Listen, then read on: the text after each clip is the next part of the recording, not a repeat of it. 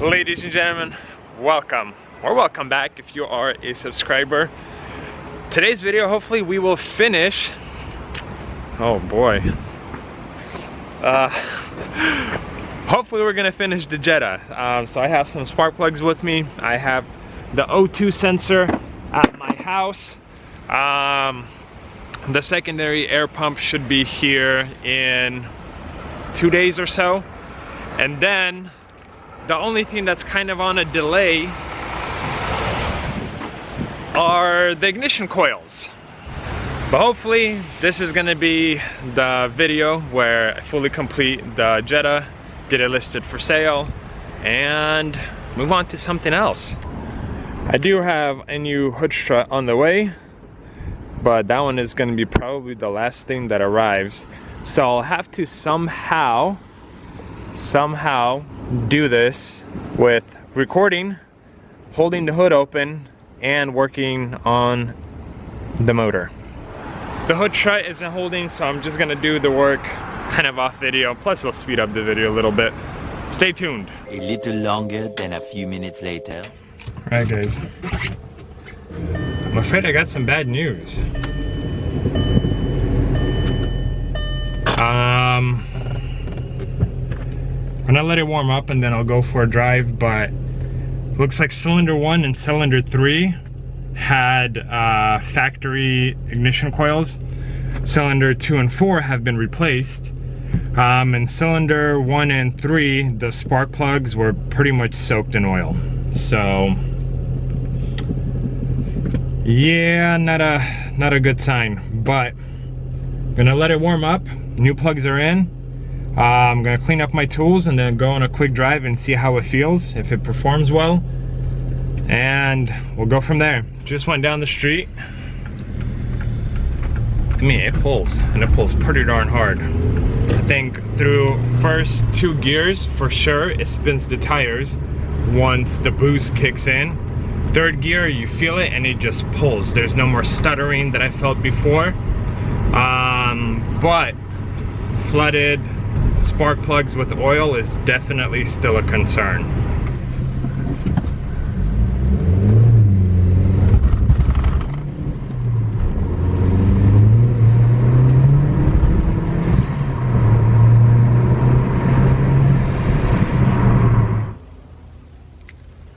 Definitely gets down, definitely moves. My thought process right now is, do I want to take it home, drive it a little bit, and then once the ignition coils come in, pull the plugs and see if they have oil on them, or leave it here, install new ignition coils, drive it, and then pull the plugs and do that. I think that's probably going to be the route I take, because I need to do an oil change on this one, and I need to do an oil change on the Challenger. So I still have stuff to do. And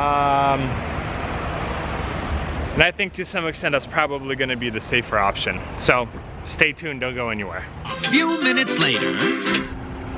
Well guys, after replacing the spark plugs, doing research, we have a major issue with the V-dub, with the Jetta. Suspicion is that it has a leaking valve cover gasket. So, tomorrow, but unfortunately I think evening, I will get the parts needed to complete that job. So it will probably have to be in like 2 days. You know, again, for you guys it's a few split seconds, but updated list of what's gonna get done to that car is new valve cover gasket, and then the chain tensioner, whatever it's called, gasket and half moon on that. New spark plugs we already installed, ignition coils, oil change, secondary air pump, and then minor interior fixes. So once that car is gonna, oh, and an oil change. Once that car is gonna be done, I think it's gonna be in excellent shape. Clearly the motor makes a lot of power. When I took it down the street, which you guys saw, having a hard time, you know, putting the traction down. Honestly, it's a fun car, so happy that I'll get to kind of bring it up to the best it can be, I guess, for this age, with what I'm gonna do with it. And it'll go to a good home. Several days later. It's a new day. And the Jetta is at home. So the only two parts, as far as I know, that I'm waiting on is the gasket and half moon that go on this side. But as you guys can see, there's so much oil kind of all over the place. So we'll be doing a valve cover gasket, this gasket on the side. I just brought it home, so I'm gonna let it cool off a little bit, and then we'll start either with O2 sensors or the secondary air pump, since I have everything needed for that. Honestly, I don't think I'll be recording kind of like the steps, how to do it, just a general idea of how to do it, because there's plenty of YouTube videos on how to do these individual jobs. So if you want to, you know, see how to do those, YouTube is the answer. It is pretty darn cold outside, so I'm gonna try to do most of the work inside, but we'll see how it goes. I got the car lifted up. It's actually not that dark in here. Camera shows that it's a lot darker than it actually is inside the garage. But I got it lifted up because I'll start with the oxygen sensor first. I am underneath the car, just behind the front axle. Here's our upstream sensor. There's our downstream sensor. And it's held or hid, the connectors, behind this plastic cover. So I'm gonna undo that connector, take out this sensor, and then work backwards. A few minutes later. Oxygen sensor is done. Now we get to replace the secondary air pump. Here we go. Finally out. Left is the new pump, right is the old pump. Tell you what, guys, this was a pain. Very, very tight space. I mean, just difficult. Watch procedures. There's people that say, thanks for posting the video, now I know not to do this job. I understand why they say that. Hopefully putting it back together will be easy, but there are so many blind spots. And look at how nasty it is under here. I had to take off the filter, which is right here, to give myself more leverage, to take out the second bolt, which is right here. You can't really see it, you can't really reach it because the whole pump assembly is right here. So you have to get in there with some kind of tools behind it and over it. And then there's a bolt up there, which the camera will not show. Anyways, guys, this is a big pain in the rear. This one sucked a lot. Now, putting everything back together, hopefully it's gonna be a lot quicker and smoother. And then we finally get to start on the valve cover gaskets. Great success. Pump was a lot easier to reinstall. Probably took an hour to get it out and probably 15 minutes to put it back in. So I guess once you kind of done it, you know how to put it back together a lot better. While I was under there, I mentioned that I took off the oil filter. I did that, and then I figured might as well drain the oil and more or less do an oil change so I don't have to lift the car up again. So motor has no oil in it whatsoever right now. We have lost a whole bunch of daylight. So we'll see. If I continue working on this, I'll take like little quick snap shots for you guys. But honestly, this job shouldn't take more than 30 minutes, so I probably just bust it out, get it done, put some fresh oil in it, and be done with it. Progress is being made. Took off the valve cover, took off the gasket. That's all the old parts. Gasket broken 3 pieces or 2 pieces.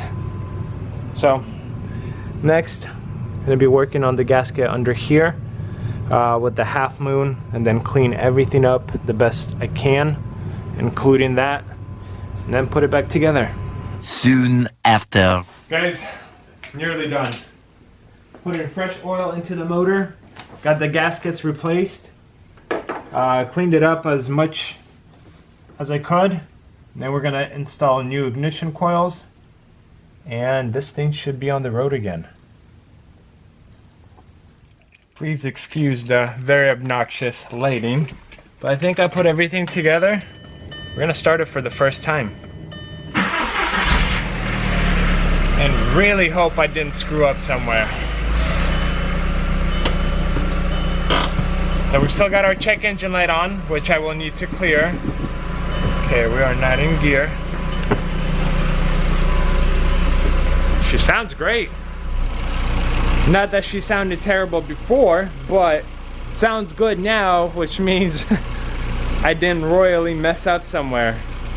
So I'm actually gonna let it run for maybe 2-3 minutes, let the oil kind of go through everything, and then I'll check the gasket, make sure there's no obvious leaks, although it's torqued 10 NM, whatever that means. And then we're gonna check the oil level, but got a lot of stuff to clean up. I'm gonna cut the video here and we'll resume tomorrow, day after, whenever it's gonna be nice and light out. Guys, I am so sorry. I nearly forgot. So when I picked it up from the lot a few days ago, before I did the valve cover gasket, before the secondary air pump and whatnot, I was driving it and the temperature barely reached 25%. So I was like, okay, either coolant temp sensor or the thermostat. And after I did the work that you guys just saw, when I was clearing the codes, I had a thermostat code. So what did I do?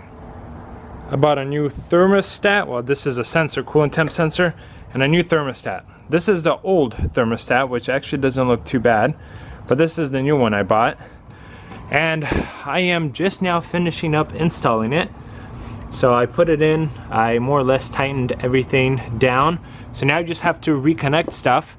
And again, this video isn't a how to do it. It's just more or less to take you guys along with the journey.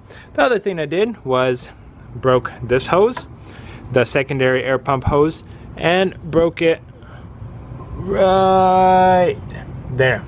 And next up, we're gonna do the coolant temp sensor.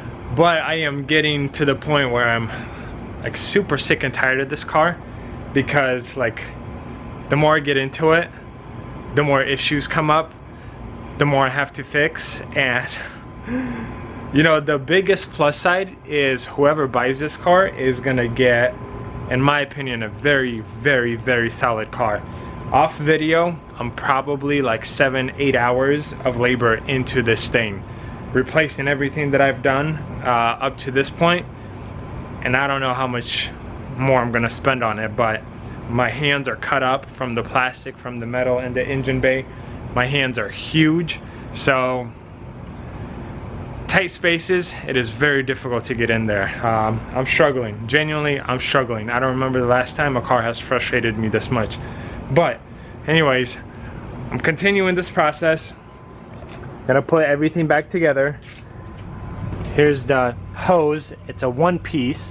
Well, actually it disconnects right here, but basically I clipped this and started to pull and it ripped right there. So all of this is like super old, you guys can hear that, and just very brittle. I'm not gonna replace every single hose in the engine compartment, there's absolutely no way, but the one that did break, I am gonna replace it. Old sensors out, new sensors in. Now I just have to find these hoses that are broken. Several days later. Look at what I got. $23 later, and I have the new hoses. Here's the old one, all of that brittle doo-doo. So, man, time to put this thing together. Here's a fresh coolant to add from the thermostat job. There we go, we could take that off. Anywho, I'm gonna connect all of this and we'll go from there. There we go, everything put together. Here's our new pipe or whatever hose. I added coolant to it and now I'm just gonna let it run. Make sure the temperature gauge actually moves and it starts working. I'm gonna check for heat because I did lose coolant, I did add coolant. We might need to bleed the system a little bit, but while the motor is running, while everything is kind of warming up, I have some clips for the back, and then I have a new door handle, whatever it's called, but it's gonna be black like this. So we'll start working on the interior. That's done. It's not as great as I was hoping it would be, but more or less it looks fine. And then I let this car run. And I ran for about 15-20 minutes. It looked like engine was misfiring a little bit by the looks of it. And I had no heat. And I still have no heat. And killed it, let it sit for 5-10 minutes, and then when I started it, check engine light was on. Very annoying, but I'm gonna have to look into it. And these are brand new pants, and I don't know how that happened. My wife is gonna hurt me. Oh, look at that, another surprise. Showing that the motor is overheating, but we have temperature now. Here's my theory. The new thermostat opens at a certain temperature. Because there was no coolant, or minimal coolant, now we have no coolant in here. So my guess is thermostat didn't open soon enough to push all the coolant through, and so that's why we have the overheating. You guys can hear that when I squeeze on the upper radiator hose. So I'm gonna add more coolant. I added more coolant. Still have no heat from the vents. At least we have center temperature, so need to bleed the system, and then we're gonna figure out why the check engine light is on. Whoa, I have heat. Literally just giving it a little bit of gas, and we have heat. Sweet. I'm gonna grab the rest of the coolant that I have and go on a quick drive. See what I feel. I have heat, and I have a lot of it. Like, it's really, really hot. So I think coolant system is taken care of. And now I gotta figure out why the check engine light is on. But something tells me it's probably an air leak, vacuum leak or something. Because there's a lot of very brittle hoses. So my guess is one of them has a crack and it's sucking air through it. Just a guess. One on a drive, this thing runs really, really, really well. So I do think it's going to be something very minor, like an air leak or something. Yeah, it runs really good. Alrighty, let's check this out. There we go, secondary air injection solenoid valve open. Just as I suspected, something air related, because this car is older and has a whole bunch of, well, what I saw was 2 cracked hoses. So just gonna leave it here. I don't want to mess with the computer and start throwing it off where it's confused and doesn't know what to do. Time to order more parts. So here's what I did off video. Connected the hose, the lower hose, to the secondary air pump a little bit better, and then started the car, and I hear like air in this area. So I took off the cover again, and I think I found my culprit. So it was basically snapped right here, and then when I put my finger to it, it almost like sucks my finger to the hose. And it's located right there, and then connected to the hose right here. There is no part number on the hose, but honestly I think any hose is gonna work. So what I'm gonna do is grab this and go to the auto parts store and see if they have something similar to this. The next day. Today is such a beautiful day to finish this car. Here's what I got from the store: a genetic hose that I will have to trim. I got some clamps, and then needle nose pliers to clamp down those clamps. Something like this. Now I'm gonna slide it on and then measure whatever I need and then cut it. You guys won't really be able to see it because of the lighting, but that hose is replaced. And then kind of looked at this one, and although it's not too terrible, but it's not that good, and I have extra hose, so I'm gonna replace this one also. Oh yeah, this hose was also garbage. Oh, look at that little bend, and it's gone. So yeah, look at that, it's cracking everywhere. So now let's install the new one. Perfecto, no holes, no nothing. So I'm gonna take a look, see if I find any other culprits that we could replace, because I do have just a little bit left. Doesn't look like there were any more hoses that I could at least see. So I'm gonna clear the check engine light and start driving it. Hopefully that's gonna be it, and hopefully it'll be done soon. 2 weeks later.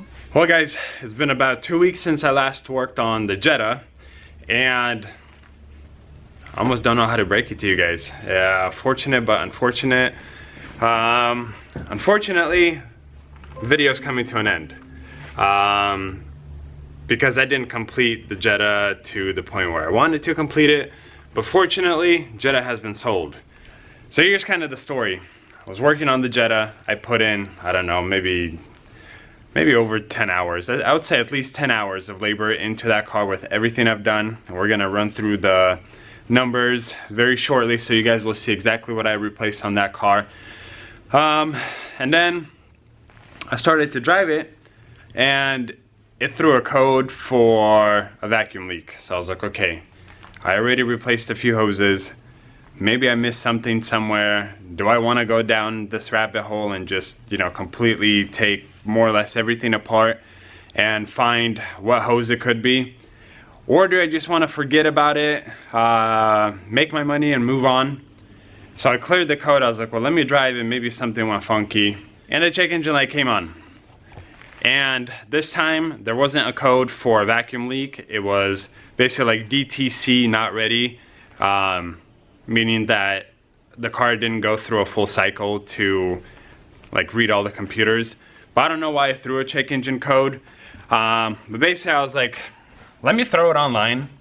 It's pretty cheap. It has, probably with like labor, if you were to go to some shop, labor and parts, over $1,000 put into it the last 40 miles. You know, it sounds good mechanically. Transmission is fantastic. It shifts good. It didn't grind or anything. It still made really, really good power. So, figured let me throw it online and see what happens.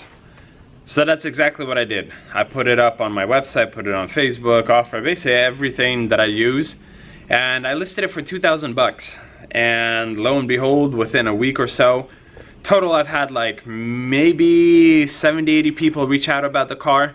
And I was gonna stay firm at the price, because 2,000 bucks for, you know, a manual turbo car with a lot of work done to it, I thought was very, very, very fair. And it was the cheapest turbo Jetta in that body style in the area by quite a bit. So I was like, you know, at that point I was gonna double my money, because I was a little over 1,000 bucks into it. So had a lot of people reach out, a lot of flakes, surprisingly a lot of low ballers. I think the lowest offer I received on that car was $700, and I was like, you know what, I'm kind of sick and tired of it. This car is worth more. Like, yes, it has a check engine light, but like mechanically it runs really well. It can't be something serious, especially after all the work I've done to it. So I listed it right under 2,500 bucks. People continued to message me, and then this gentleman came out and purchased it for $2,100. Personally, I have been really disliking cheap cars. And this happens like literally every single time I buy a cheap car, and I think, okay, I could make a few $100s really quick because everyone's looking for a cheap car.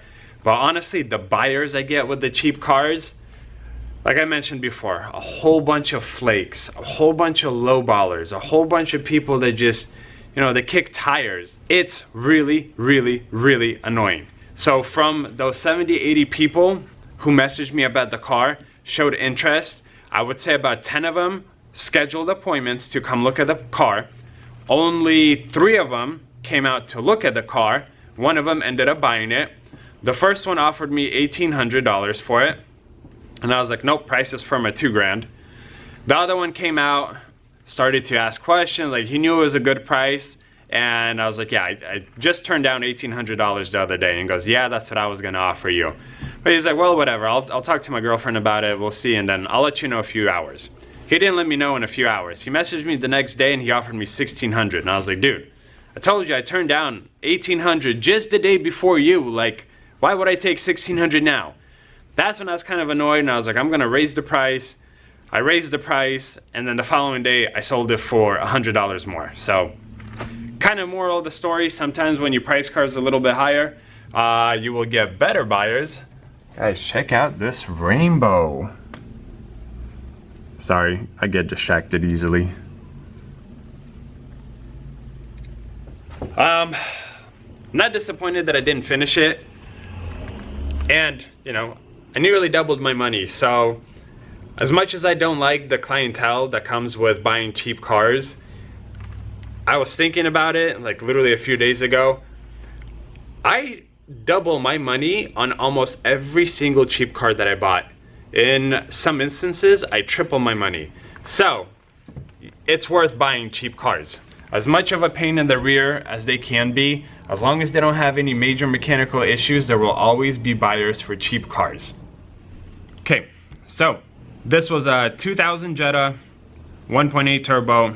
Bought it with 144,000 miles. It just hit 144,000 miles. By the way, if you guys haven't seen the pickup video, check it out, because that's when the adventure started. My winning bid was $600 after fees. The total was $745. I paid $25 to wire the money to the auction, and the very first expense was I needed lug nuts. I was missing, well, they were lug bolts. I paid $11 for the lug bolts. It needed a new hood strut. I paid $11 for a new hood strut. I bought brand new ignition coils, which were $44. I bought a brand new oxygen sensor, which was $18. I bought a brand new secondary air pump, which was $46. I bought door clips, because if you guys have seen the first video, the driver door was kind of like popping out. $6 for those. $13 for new spark plugs. And then when I was poking around, I broke the secondary air hoses, so it was $23 for those. And then when I was driving it, I noticed something a little bit funky with the coolant system. So it was $22 for the coolant thermostat and sensor, $40 for valve cover gaskets and everything kind of in that area, $6 for new wiper blades, $30 for an oil change, and then I paid for the trip permit out of my pocket, so that was $33. So with all of those expenses, the total came to $1,073, and I sold the Jetta for $2,100, giving me a profit of $1,027. Guys, for this video, this is going to be it. Thank you for joining. Thank you for watching. Make sure you subscribe to the channel. Make sure you give this video a thumbs up. Drop a comment in the comment section below. I'll see you guys in another video.